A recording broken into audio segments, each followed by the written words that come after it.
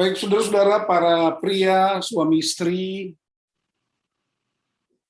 tracing back itu istilah yang sedang populer karena pandemi COVID-19. Tracing artinya menelusuri kembali jejak seseorang yang kena COVID, supaya segera dilakukan tindakan preventif atau tindakan selanjutnya.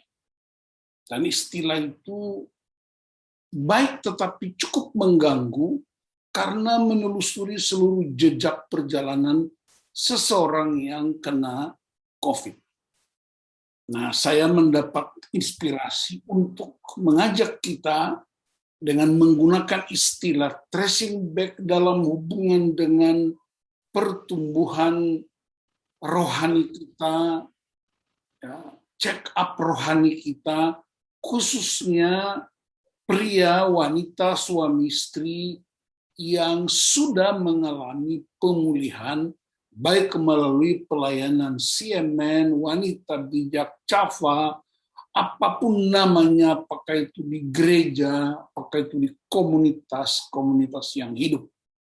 Karena itu mari kita perhatikan, saudara-saudara, 2 Korintus pasal 12 ayat 10, karena itu aku senang dan rela di dalam kelemahan, di dalam siksaan, di dalam kesukaran, di dalam penganiayaan dan kesesakan oleh karena Kristus. Sebab jika aku lemah, maka aku kuat. Menunjukkan bahwa seseorang ketika dia sadar dia mengalami kelemahan karena sejumlah faktor, maka kemudian dia berharap dan bergantung sepenuhnya kepada junjungannya.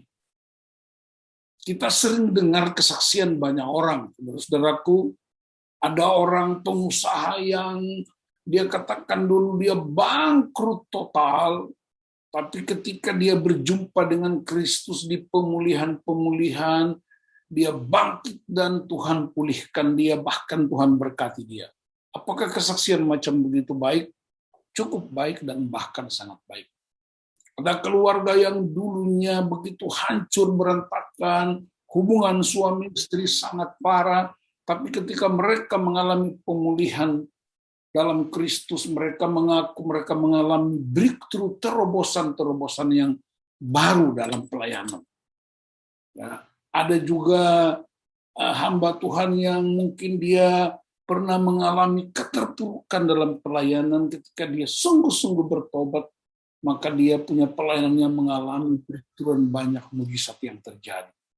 Ada juga pemain sepak bola atau olahragawati yang dulu mereka tidak berprestasi, tapi ketika berjumpa dengan Kristus, maka mereka merasa dan meyakini bahwa ada terjadi perubahan yang hebat dalam prestasi-prestasi olahraga mereka. Semua kesaksian macam itu baik. Tapi saya mau ajak kita untuk melihat kesaksian yang lain, yang jauh lebih hebat, bahkan mengerikan. Mari kita bayangkan seorang Petrus, seandainya kalau dia bersaksi malam ini, dia akan berkata, aku punya kebanggaan dengan hasil tangkapan ikanku, dengan orang tuaku nelayan yang profesional. Ketika aku ketemu Kristus, malah aku justru diarahkan menuju salib. Rasul Paulus begitu bangga dengan keadaannya, kita akan bahas dia secara pribadi, secara khusus. Ketika dia ketemu Kristus, malah dia menjadi nol. Seorang Yohanes yang murid Kristus yang begitu hebat dan mulia, dia pria nyaris tanpa cacat karena dianggap sebagai yang paling mengasihi Kristus. Dia satu-satunya murid yang meletakkan kepalanya di hatinya Yesus. Dia menyandarkan kepalanya, mendengar denyut jantung Yesus waktu mereka makan perjamuan malam. Malah ketika dia berjumpa dengan Kristus lebih dalam, maka dia malah dibuang ke Pulau Patmos di tempat yang kasar, yang kotor, bahkan panas dan penuh debu. Jadi mari kita periksa, apakah hanya orang yang hancur dan ketemu Yesus lalu mereka mengalami terobosan? Bukan kalau kita banyak bercerita bahwa orang-orang yang juga kaya raya dan hebat dan luar biasa malah harus tinggalkan semua dan mereka justru diseret masuk ke dalam perjalanan salib itu. Itulah sebabnya Paulus suatu ketika berkata, ketika aku lemah, aku kuat. Bahkan saudara-saudaraku, dalam Alkitab Tuhan membentuk Israel. Kita ini disebut Israel sejati menurut Roma 2 ayat 29. Karena kita nggak punya tanda-tanda lahiriah. Jadi kita wajib juga belajar pengalaman Israel dengan Tuhan. Dan kita menjadi disebut umat pilihan Allah yang baru. Saudara-saudara bisa bayangkan, untuk bernegosiasi dengan Raja Firaun, untuk negosiasi kan butuh orang yang cakap bicara, butuh orang yang fasih berbicara, butuh orang yang punya keterampilan untuk meyakinkan. Tapi untuk bernegosiasi dengan Firaun supaya Israel keluar dari Mesir, malah Tuhan kirim seorang pria yang gagap, yang tidak pandai bicara. Siapa namanya?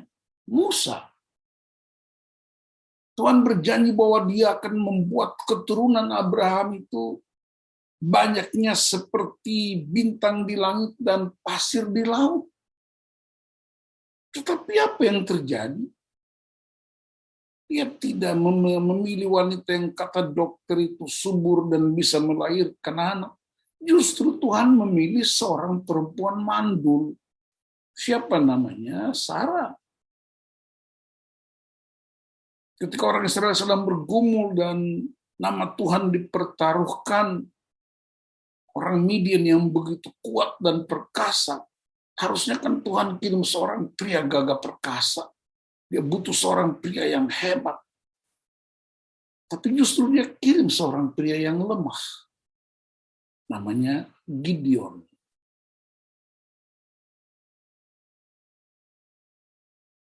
Ketika Tuhan membentangkan sebuah tantangan yang hebat, seorang Goliat yang begitu besar, mungkin badannya sebesar seorang pesumo yang saya sebut kelas berat banget gitu. Mestinya dibutuhkan seorang pesumo yang seimbang.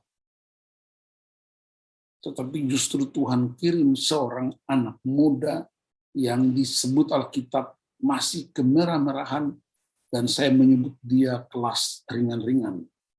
Siapa namanya? Daud. Ketika Tuhan menyelamatkan dunia melalui juru selamat, mestinya kan dia pakai seorang wanita populer di istana-istana raja yang sangat dihormati. Malah Tuhan pakai seorang perempuan yang sangat tidak populer, wanita yang biasa-biasa saja dan sangat sederhana. Siapa namanya? Maria. Bahkan kalau kita perhatikan kitab Matius pasal 1, kita temukan ada silsilah keturunan Yesus yang amat mengejutkan kita. Yehuda dengan Tamar. Tamar itu mantunya sendiri. Dan Tamar pura-pura menjadi PSK. Lalu Yehuda menghampiri. Itu keturunan, itu nenek moyang Tuhan Yesus. Ada Rahab seorang pelacur. Ada Rut seorang Moab, orang kafir, bangsa yang berada di luar komunitas Israel.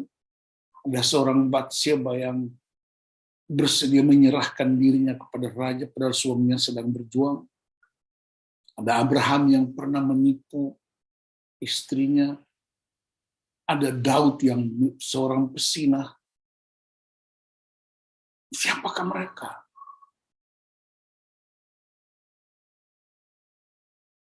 Bahkan untuk menyebarkan Injil Kerajaan Allah bagi bangsa-bangsa. Dan pria ini juga tulisan-tulisannya mendominasi perjanjian baru. Mestinya kan dia kirim seorang pria yang saleh, yang kudus, yang agung, yang mulia. Malah Tuhan kirim seorang pecundang, seorang teroris, seorang pembunuh. Namanya Paulus.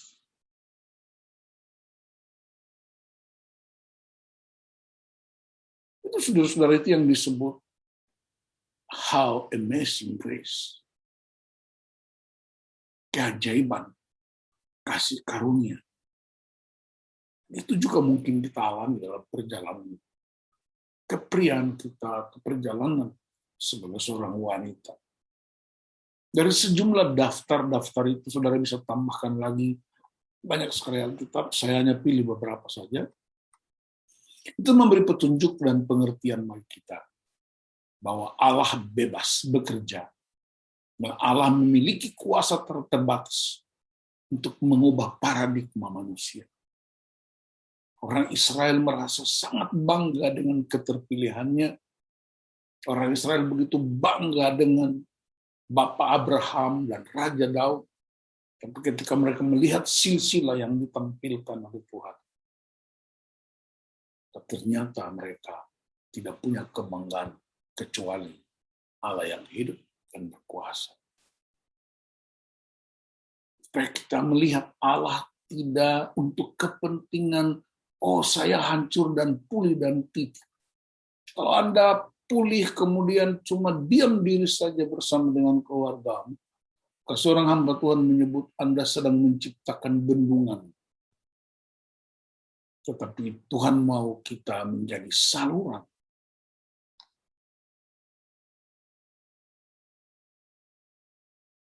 Dan karena itu saya ajak kita malam ini, para pria, suami istri, kita telusuri orang-orang ini. Di zamannya mereka juga pakai sepatu seperti kita, pakai baju seperti kita, mandi, makan, minum 3 hari sekali, ganti baju, pakai kaos kaki, ya, pakai mungkin ada yang nggak pakai parfum, pakai baju seperti kita. Tidak ada yang spesial, mereka orang-orang turun dari langit. Sama. Tetapi pada zaman mereka berdampak, dan bahkan dampak mereka sampai hari kita bicara ini.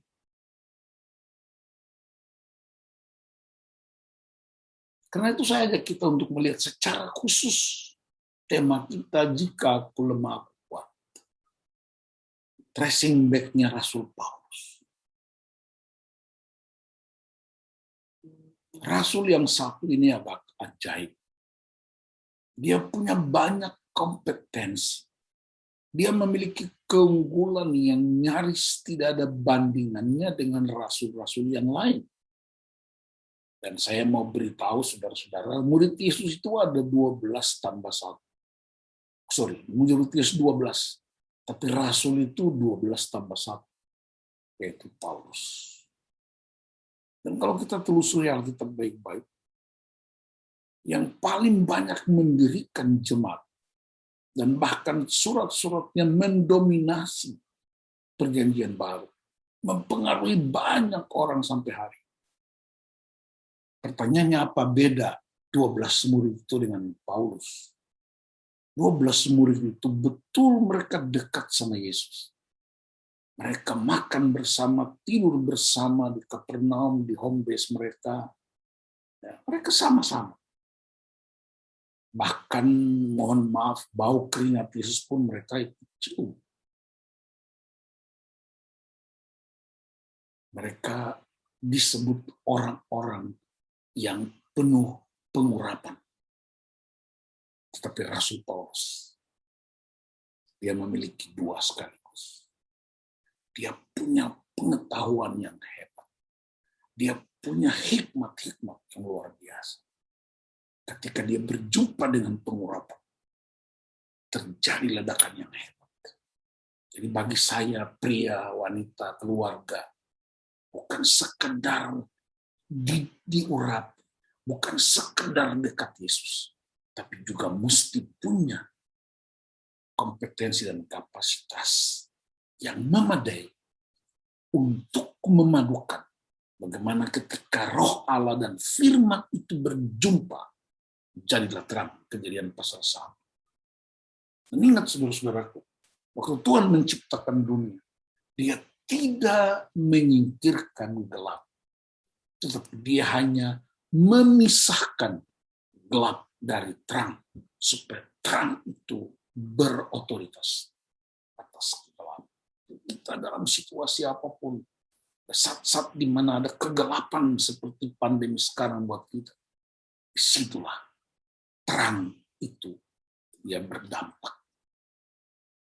Mari kita kembali ke Paulus. Perhatikan kurikulum vitae-nya. Saya menyebutnya sebagai kurikulum vitae. Dalam Filipi 3 ayat 4-6, dia menguraikan kurikulum vitae.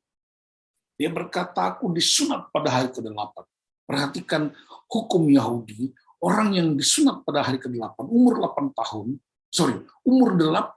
hari, itu tanda anak perjanjian. Kalau kita baca di Kejadian, Ismail itu disunat pada umur 13 tahun. Ya, Yesus sendiri disunat pada umur 8 hari. Jadi Paulus mengatakan bahwa aku anak perjanjian. Yang kedua dia berkata, aku bangsa Israel.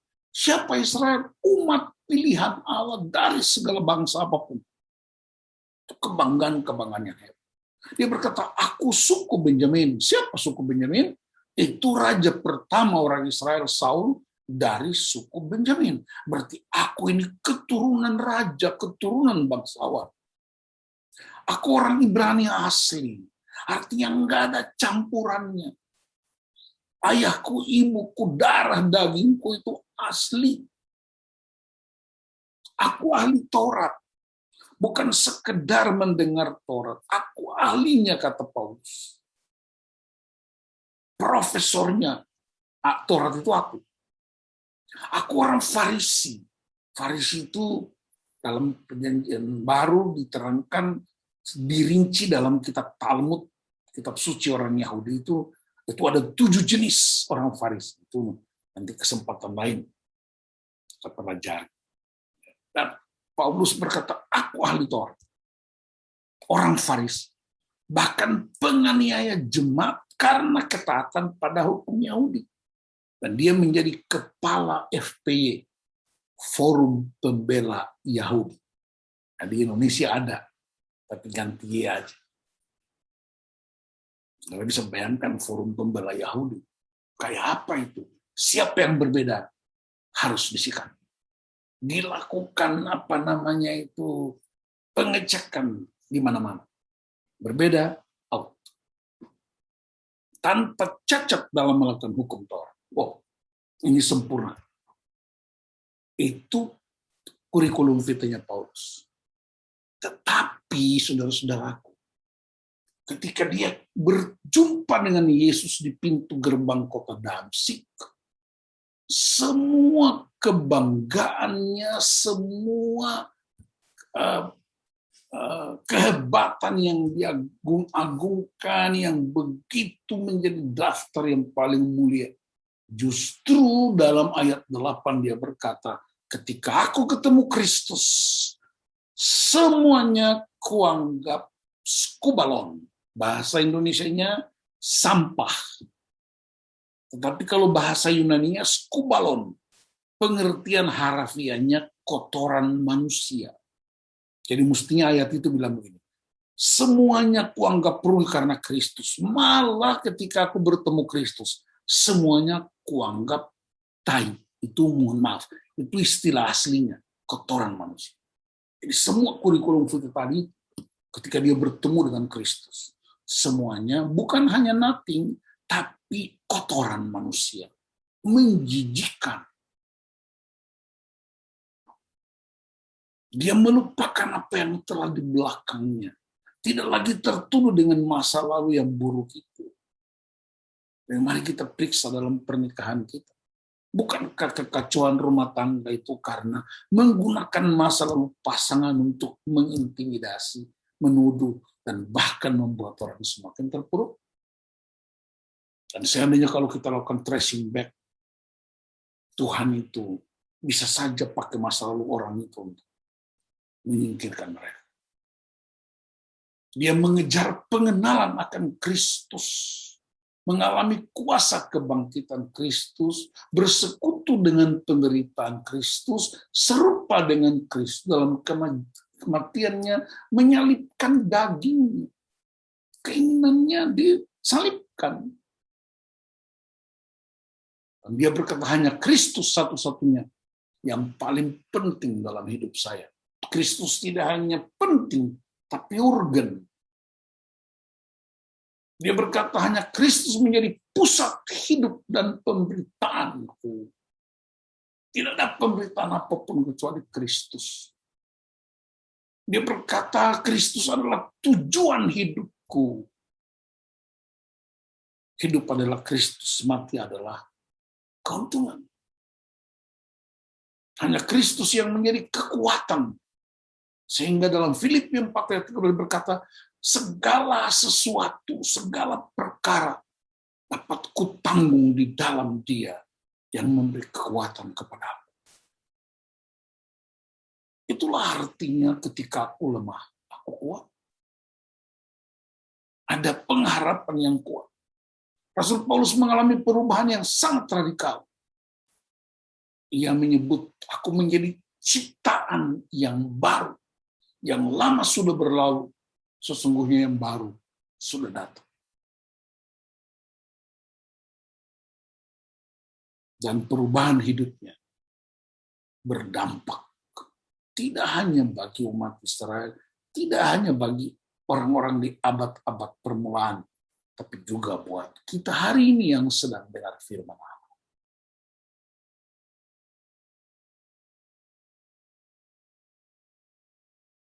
Apa tracing back kita? Kita periksa saja.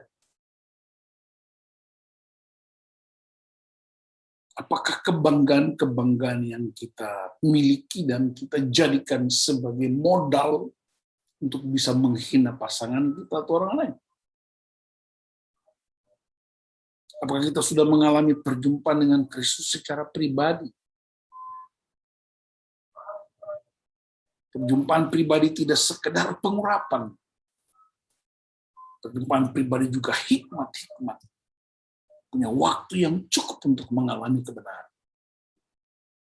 Apakah kita berani juga untuk meninggalkan dan melupakan semua yang buruk-buruk itu dan kita memasuki pengenalan akan Kristus lebih dalam? Dan pertanyaan retoriknya ialah bagaimana dampak perubahan kita terhadap keluarga kita, komunitas kita, gereja, orang-orang di lingkungan kita. Bagaimana kontak tracing kita dengan sumber hidup kita. Apakah doa menjadi sebuah rutinitas atau sebuah perjumpaan yang hebat? Apakah mendengar firman Allah sekedar untuk menambah daftar-daftar kosakata dan ayat Alkitab? Ada orang berkata, saya kuasai firman. Bagus. Tapi pertanyaan saya, kalau kamu kuasai firman, pertanyaannya, apakah kamu dikuasai firman? Banyak orang kuasai firman. Tapi periksa apakah dia dikuasai oleh firman. Dari mana ketahuan? Dari perkataan dan perbuatan.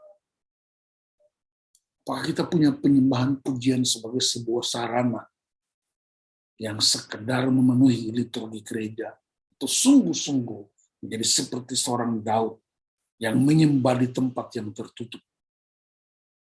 Tetapi ketika dia naik ke atas panggung, terjadi perubahan yang radikal bagi bangsa-bangsa. Bagaimana kontak tracing kita dalam membangun mesbah? Ingat, mesbah di Perjanjian Lama itu tempat perjumpaan, tempat mempersembahkan korban. Tapi Yesus tidak pernah bangun mesbah. Bahkan Rasul Paulus sendiri tidak bangun mesbah. Kenapa? Karena Yesus jadikan dirinya sebagai mesbah itu sendiri. Tempat di mana terjadi perjumpaan. Bagaimana kontak tracing kita dengan sesama? Punyakah brother keeper yang masih terus bergantung satu dengan yang lain? Masih punyakah Hafruta yang kita pelajari? Masih punyakah Kompas? Masih punyakah persekutuan di gereja? Dan menurut penelitian beberapa ahli, kejatuhan banyak pria ialah karena dia hidup seorang diri. Itu sebabnya kita bilang tidak baik manusia hidup seorang diri. Itu semua kita mesti telusuri untuk memastikan apakah kita COVID yang membahayakan orang lain atau kita adalah saluran berkat yang mengubah orang lain. Tracing back. Mari kita periksa kualitas hubungan kita. Ed Cole berkata, seperti Kristus dengan firman-Nya, demikian pria dengan perkataan.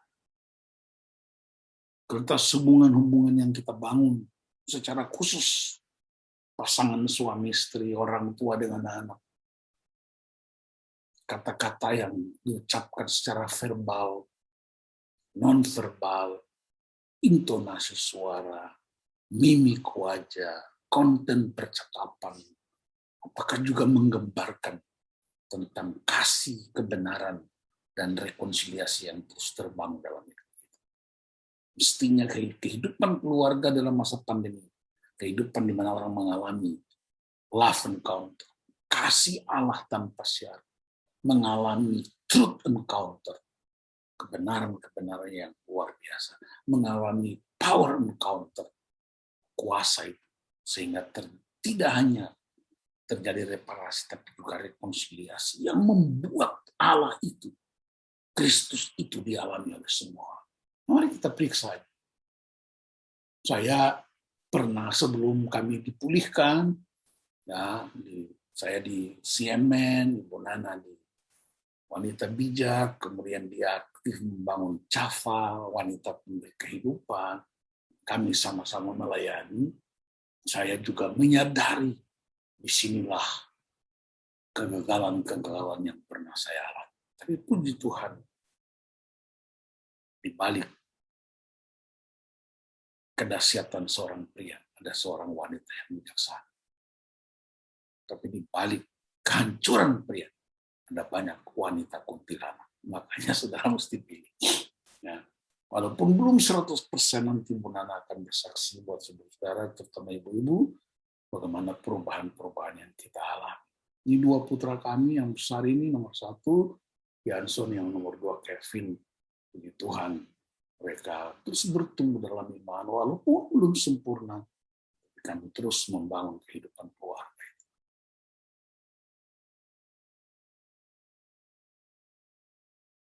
Perhatikan ketika Yesus bersama dengan 2 orang berjalan ke Emmaus. Kalau saudara teliti baik-baik, 2 orang yang berjalan ke Emmaus itu disebut namanya Kleopas, yang satunya nggak disebutkan.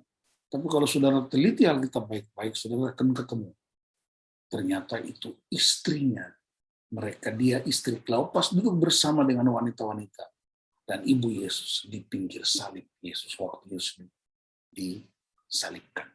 Jadi Kleopas bersama salah satu murid sebenarnya adalah istrinya sendiri. Dan Yesus bisa berjumpa dengan mereka dalam percakapan dan bahkan singgah di rumah mereka dan dia makan bersama mereka. Disitulah mereka kenal Yesus. Itulah sebabnya ada lagu yang terkenal terutama di gereja-gereja Protestan, di gereja kami, tinggal sertaku kawanku kudus. Telah hampir malam jangan jalan terus. Tinggal sertaku kawanku kudus. Hampir malam jangan jalan terus. Ya suara saya nggak bagus, tapi kata-katanya kan bagus. Memang di mata dunia kita nothing. Nggak ada apa-apa. Tapi di dalam Tuhan kita something. Bahkan tidak hanya something, tapi menjadi someone. Penting, berharga. Tuhan memilih kita seperti orang-orang yang kita sebutkan tadi. Mungkin kualitas kejahatan kita atau kualitas masa lalu kita tidak seperti orang-orang yang kita sebutkan. Tapi mungkin mirip-mirip, volumenya dan kapasitasnya berbeda. Tapi dalam situasi itulah, sadarlah bahwa Tuhan pakai Anda, bahkan sampai di tingkat pemulihan, untuk mengubah segala sesuatu sebelum Yesus datang. Kita belajar di camp pria, Tuhan Yesus akan ada di sorga sampai segala sesuatu dipulihkan. Dan pemulihan dimulai dari sumber. 1, 2, 3. Yes. Dan akan terus pakai kita, pakai keluarga kita untuk menjadi berkat. Seorang presiden Amerika Serikat namanya Abraham Lincoln, dia bilang begini, dan ini saya kutip, aku sering berlutut untuk berdoa karena aku tidak mempunyai tempat lain untuk pergi. Wow. Mari kita bikin komitmen dalam situasi-situasi yang sulit. Kita tidak saling menyerang dengan kata-kata. Kita tidak saling melecehkan. Kita tidak saling menggagalkan. Tapi kita pergi ke tempat yang tersedia. Tempat itu bernama Taman Getsemani. Mungkin Anda belum pernah ke Taman Getsemani. Ya, saya tahu banyak yang belum pergi itu karena alasan tiket aja. Kalau Anda belum pernah pergi ke Taman Getsemani, saya sarankan tarik Taman Getsemani itu ke kamar tidur. Tarik Taman Getsemani itu ke ruang kerja. Tarik Taman Getsemani itu ke dalam mobil. Di situ engkau akan mengalami betapa dahsyatnya kasih karunia Tuhan yang hebat.